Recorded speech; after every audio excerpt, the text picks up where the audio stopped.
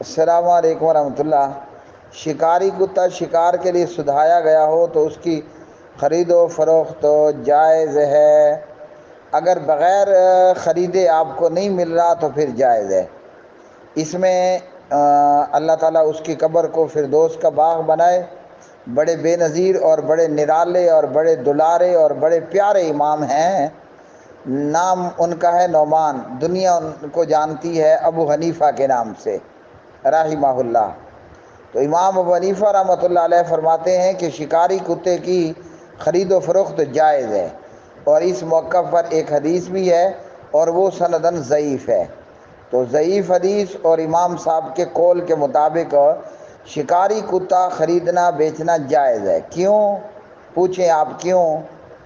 اس لیے ایک تو یہ کہ امام ابو حنیفہ رحمۃ اللہ علیہ جیسے فقیہ الامت کا یہ فتویٰ ہے، اور دوسرا یہ ہے کہ اتنی قیمتی چیز آپ کو مفت میں ملے گی نہیں۔ ہاں، اگر مفت میں یہ چیز آپ کو مل جاتی ہے تو پھر اس کا خریدنا حرام ہوگا۔ وقال ابن حزم رحمہ اللہ ولا يحل بيع كلب اصلا لا كلب صيد ولا كلب ماشية ولا غيرهما فإن اضطر إليه ولم يجد من يعطيه إياه فله ابتياعه وهو حلال للمشتري حرام على البائع۔